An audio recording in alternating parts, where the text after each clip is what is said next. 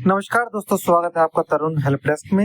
आज जितने भी स्टूडेंट के सामने ये वीडियो पढ़ने वाली है, इस वीडियो को सेव कर लें या लाइक कर लें, चैनल को सब्सक्राइब कर लें। फ्यूचर में आपके पास ये बहुत काम आने वाली है। तो ये वीडियो मैं इस पर्पज से बना रहा हूँ, आपको अर्जेंट में खुद से अगर मूल जाति आय बनाना पड़े, आप क्यों जनसेवा केंद्र के चक्कर में पड़ रहे हो भाई। आप खुद से बना सकते हो, तो ई डिस्ट्रिक्ट के माध्यम से आप खुद से बनाइए। सबसे पहले आप अपनी ई डिस्ट्रिक्ट की साइट को खोलना, उसके बाद ई सारथी पोर्टल पर क्लिक करना। क्लिक करने के बाद नवीन उपयोगकर्ता पर क्लिक करके अपनी आईडी बना लेना। इसको फिलअप करने का तरीका है, जो आपका सबसे ऊपर लॉगिन आईडी है, यहाँ पर आपको कोई भी यूजर नेम चुनना होगा जो कभी किसी ने नहीं बनाया हो। यूजर चुनने के बाद देखिए, आप देख सकते हो जो मैंने यूजर डाला है, इसमें किसी न किसी ने ये सिलेक्ट कर रखा है। तो आपको ऐसा सिलेक्ट करना है जो कभी किसी ने नहीं बनाया हो। XYZ123 मतलब इस टाइप से। तो आपका नाम 201 999 मतलब कुछ भी बना सकते हो। उसके बाद आवेदक का नाम जो भी आपका नाम हो, आप नाम डालेंगे। नाम डालने के बाद में जन्म तिथि सिलेक्ट कर लेना। कम से कम 18 साल का बंदा हो भाई, जो ये बना रहा हो। वैसे मैंने 18 से कम में ट्राई नहीं किया, लेकिन आपकी मैं बता रहा हूँ, फिर भी आप 18 से ऊपर ही डालना। पुरुष के बाद में आपका पता, जो भी आपका पता, चाहे करंट हो चाहे परमानेंट हो, मतलब जहाँ पर भी आप रह रहे हो, किराए पर रह रहे हो, परमानेंट रह रहे हो, ये वेरीफाई नहीं होने का भाई, ठीक है। इसको डालने के बाद में अपना पिन कोड डालेंगे। पिन कोड डालने के बाद में अपना जिला सेलेक्ट करेंगे। जिला भाई जैसे जैसे क्लिक करोगे ना, आपको दिख जाएगा। स्क्रीन मेरी खुल नहीं रही है, क्योंकि जो स्क्रीन रिकॉर्डिंग है वो खाली स्क्रीन ही रिकॉर्ड करेगी, इससे ज्यादा कुछ नहीं। उसके बाद अपनी कोई भी जो आप प्ले स्टोर पर मेल चला रहे हो, उस मेल को डाल देना, क्योंकि भाई कभी कभी मेल पर भी आपके नोटिफिकेशन वगैरह आते हैं, तो उसके लिए आपको मेल डालनी होगी। मेल डालने के बाद में मोबाइल नंबर डालिए। मोबाइल नंबर डालने के बाद उसको पास ओटीपी भेजिएगा। ओटीपी को वैलिडेट करना होगा। ये हमने ओटीपी भेज दी, ओटीपी हमारे पास ये आ गया। आने के बाद में नीचे ओटीपी डालकर इसको वैलिडेट करेंगे। वैलिडेट करके हमें इसको सुरक्षित करना होगा। एक चीज दोस्तों, इस वीडियो में थोड़ी सी वीडियो हमारी कट गई है, तो मैं उस चीज को पहले बता दूं। जैसे ही हम वैलिडेट कर देंगे, वैलिडेट करने के बाद हमारे फोन पर एक ओटीपी आएगा। मतलब वो ओटीपी खाली पासवर्ड का ओटीपी होगा। उससे आप पासवर्ड दोबारा से रिक्रिएट कर सकते हो, यानी कि पासवर्ड आपको चेंज करना होगा। जैसा फर्स्ट टाइम में हम पासवर्ड कंपनी से मिलता है या फिर कहीं से मिलता है, तो उसको दोबारा चेंज करने का पोर्टल खुलेगा वो। अब आप लॉगिन पर क्लिक करोगे, नीचे लॉगिन पर क्लिक करोगे, आपके पास जो आपने यूजर नाम डाला, यूजर नाम डालिए। यूजर नाम डालने के बाद जो तुम्हारे पास ओटीपी आया, उस ओटीपी को डालिए। आप देखोगे आपके पास एक ऐसा पोर्टल खुला होगा जिसमें सबसे ऊपर आपका पासवर्ड या ओटीपी मांग रहा होगा, जो आपके पास ओटीपी आई हुई है, उसको डालिए। उसके बाद नीचे 2 बार नया पासवर्ड बनाकर उसको पासवर्ड बना लीजिए। पासवर्ड बनाने के बाद अपनी आईडी को लॉगिन करेंगे मेरी तरह, जैसे अब मैं यहाँ पर लॉगिन करने वाला हूँ। तो चलिए आईडी को लॉगिन करते हैं। लॉगिन करने के बाद भाई मैं आपको बनाकर दिखाने वाला हूँ लाइव आय प्रमाण पत्र। आय प्रमाण पत्र कैसे बनेगा, मैं आपको लाइव बनाकर दिखाने वाला हूँ। आपको क्या क्या करना है। सबसे पहले कस्टमर का मोबाइल नंबर डालेंगे शांतिपूर्वक। इस वीडियो में आप भगदड़ नहीं बचाऊंगा, क्योंकि मैं धीरे धीरे बताने वाला हूँ। सबसे पहले आपको आधार कार्ड का नंबर डालना है। उसके बाद कस्टमर के आधार कार्ड के नंबर पर एक ओटीपी पहुंचने वाला, कैप्चा कोड करके जैसे ही सबमिट करोगे, ये कैप्चा कोड डालना है। इसके बाद नीचे क्लिक करना है इस पर, मैं आधार धारक हूँ, ठीक है। उसके बाद सबमिट करोगे। कस्टमर के पास एक ओटीपी पहुंचा है, इस ओटीपी को यहाँ डालोगे। ओटीपी डालने के बाद आप जैसे ही नेक्स्ट मतलब सबमिट पर क्लिक करोगे, आपको देखने को मिलेगा कस्टमर का नाम ऑटोमेटिक वहां पर आपको शो होगा। तो कस्टमर के नाम के साथ साथ उसके पिता का नाम ऑटोमेटिक डिटेल फिल होकर आएगी। आपको खाली कुछ डिटेल ही भरनी पड़ेंगी। इस डिटेल के अलावा जो जो आपको डॉक्यूमेंट चाहिए, वो डॉक्यूमेंट मैंने आपको बता दिए हैं पहले भी वीडियो में, आप उस वीडियो को जाकर देख सकते हो। सबसे पहले आपको क्या करना है, नगर की हो तो नगर का, इसमें पिता का नाम आप डालेगा, माता का डालेगा। पिता का नाम डाल देते हैं।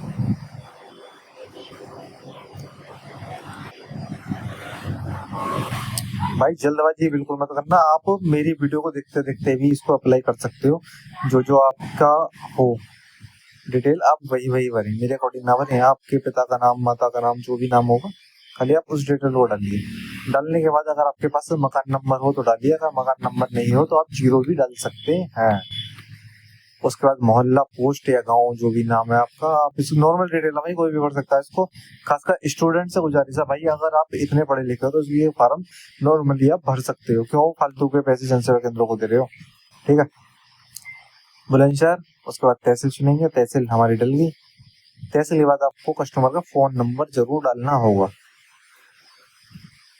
ये हमने कस्टमर का फोन नंबर डाल दिया।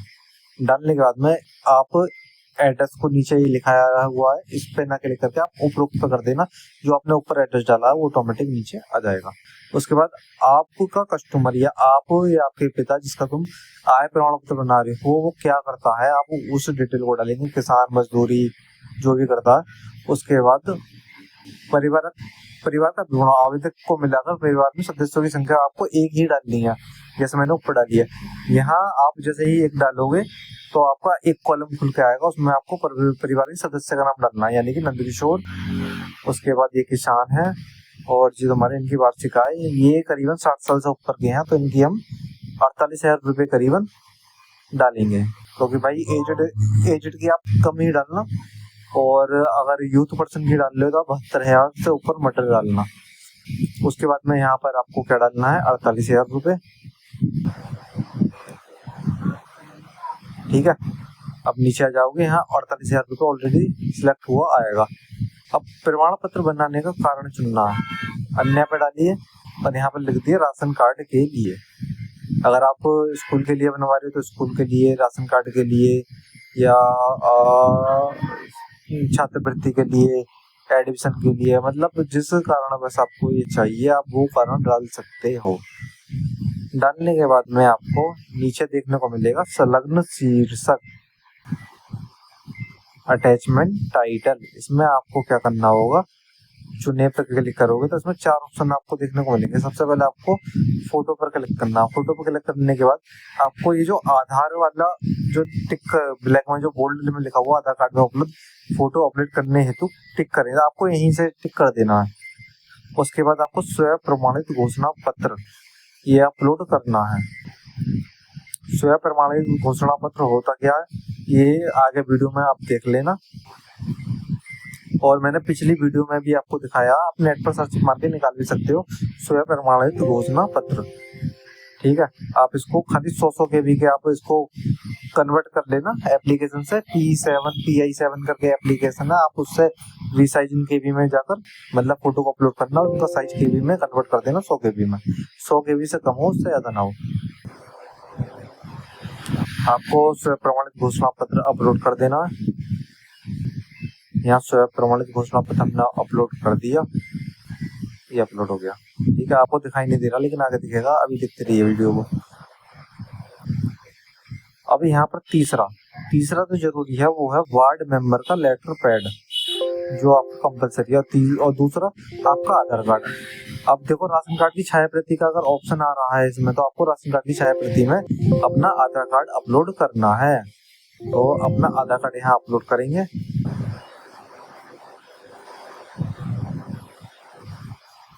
ठीक है, ये हो गया, ये हमने अपना आधार कार्ड अपलोड कर दिया। अब लास्ट में अन्य पर क्लिक करना। आप अगर पार्षद का ऑप्शन नहीं दे रखा तो यहाँ पर डालना पार्षद या वार्डन का लेटर पैड। ठीक है, आप इसको भी अपलोड कर देंगे। देखो मैंने इसका साइज कम रखा था तो क्या लिखा आएगा, मतलब ज्यादा था इसका, इस पर हमने क्लिक करा, ये देखो नीचे attachment file more than 100 KB, तो हम इस फाइल को चेंज करके 100 KB में कर लेते हैं। अगर आप कंप्यूटर के माध्यम से बना रहे हो तो एक RIOT के नाम से एप्लीकेशन है, आप उसे डाउनलोड कर सकते हो, उससे भी कन्वर्ट हो जाते हैं। वरना PI7 बतेरे ऑनलाइन एप्लीकेशन है जिनके माध्यम से आप इनका साइज कम कर सकते हो। तो चलिए इतना हमारा हो गया, ये हम अब अपलोड कर लेते हैं।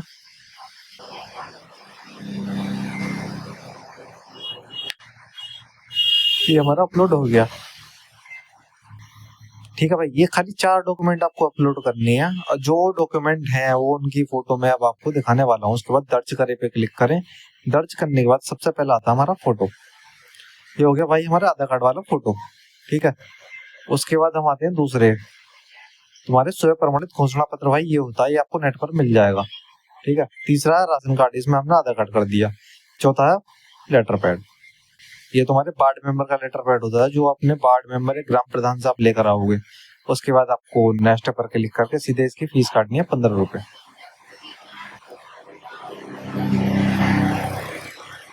यहाँ यूपीआई और डेबिट कार्ड दोनों के माध्यम दिए हुए हैं, नेट बैंकिंग का भी है, लेकिन हम सीधे यहाँ क्यूआर जनरेट करके सीधे यूपीआई से पेमेंट डालेंगे। ये यहाँ हमने यूपीआई से पेमेंट कर दिया है। इसमें टाइम चलता है तो इस टाइम से पहले पहले आपको यूपीआई पेमेंट करना होगा। ये यूपीआई पेमेंट हम करते हैं। दोस्तों वीडियो पर अगर आप हमारी पहली बार आए हो तो वीडियो को लाइक सब्सक्राइब जरूर करना। ये हमारी वीडियो अब जो आगे मैं डालने वाला हूँ ये आपके फायदे के लिए होने वाली है। आपका कुछ ना कुछ बचा के जाऊंगा। जैसे ही आप पेमेंट कर दोगे तो आपकी आईडी ऑटोमेटिक लॉग आउट हो जाएगी। अगर आप यहाँ भी चेक करोगे, आप किसी पे भी क्लिक करोगे तो वो खुलेगा नहीं, लॉग आउट हो जाएगी। इसके लिए आपको दोबारा से इसको लॉगिन करना होगा पेमेंट करने के बाद। ये मेरी नहीं है, सभी की लॉग आउट होनी है भाई, ध्यान रखना इस चीज का। उसके बाद हम दोबारा से अपनी लॉगिन आईडी पासवर्ड डाल के उसको खोल लेते हैं। खोलने के बाद में यहाँ से अभी ये कंप्लीट नहीं हुआ, ये हमने पेमेंट तो कर दिया। पेमेंट करने के बाद में भी एक छोटा सा काम करना होगा हमें। चलिए उस काम को भी हम बताते हैं क्या करना होगा।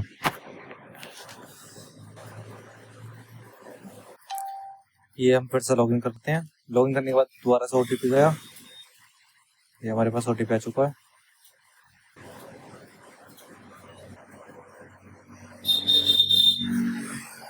अगर भाई ये वीडियो आपको पसंद आती है तो प्लीज हमारे सब्सक्राइब करना जरूर चैनल को। सब्सक्राइब भी नहीं करो तो कम से कम लाइक तो करके चले जाना। तो आवेदन देखोगे, देखो apply but acknowledgement slip is not generate. आपने वहां से पेमेंट कर दी, सारे काम कर दिए और यहाँ से आगे नहीं बढ़े। आपको यहाँ क्लिक करके इसको सबमिट करना पड़ेगा एक बार और इसको सुरक्षित करना पड़ेगा, जिससे आपकी स्लिप जनरेट हो जाएगी। अगर आप स्लिप को जनरेट नहीं करोगे ना, इसको आप सेव कर लेना है, प्रिंट आउट निकाल लेना। सेव करना पड़ेगा आपको, जाहिर सी बात, आप घर बना रहे हो तो। हमने सेव कर ली। अगर आप इस काम को नहीं करोगे तो जो आपने एप्लीकेशन डाली है वो एप्लीकेशन आगे किसी अधिकारी को नहीं जाएगी। अब भाई आप देख सकते हो ये हमारी फॉरवर्ड हो गई है कंसर्न ऑफिसर को। ठीक है। इसके अलावा मैं एक चीज और बताऊंगा, ये निस्तारित आवेदन एप्लीकेशन जो आपने सबमिट करी जब बन के आ जाएगा तो आप यहाँ चेक कर सकते हो इनकम। अगर आपने इनकम बनाई है तो यहाँ आपको शो हो जाएगी। ठीक है। उसके बाद हम इसको दोबारा से आवेदन की स्थिति चेक करते हैं, इसकी स्थिति क्या है। आप इसको चेक कर लेना। ठीक है। बनाने के बाद क्या 1-2 दिन बाद आपका बन के आ जाएगा ये। अगर आपको टाइम लगता है तो यहाँ आप चेक कर सकते हो कहाँ रुका हुआ है। ठीक है। उसके बाद ये आपका कैप्चा डाल दिया, इसको सबमिट कर दिया। ये देखिए दोस्तों, ये हमारे अधिकारियों को पहुंच चुकी है। तो दोस्तों इस चैनल के माध्यम से मैं आपको ऐसी ट्रिक बताने वाला हूँ भाई। आप घर बैठे फालतू के पैसे वेस्ट मत करना। अगर आप स्टूडेंट हो तो भाई आप दबाकर अपने फॉर्म भरो सरकारी योजना के और उसमें फीस में वेस्ट करो आप अपने पैसे, पेपर दो, लेकिन ये फालतू की चीजों में आप पैसे वेस्ट मत करो भाई। पैसों का बहुत मोल है। ना जाने आप ये सोच रहे हो मैं ये वाला फॉर्म ना भरूं, आपका ना जाने उसमें शायद नंबर आ जाए, इसलिए फॉर्म भरते रहिए और पैसे आप वेस्ट मत कीजिए फालतू के। तो थैंक यू दोस्तों।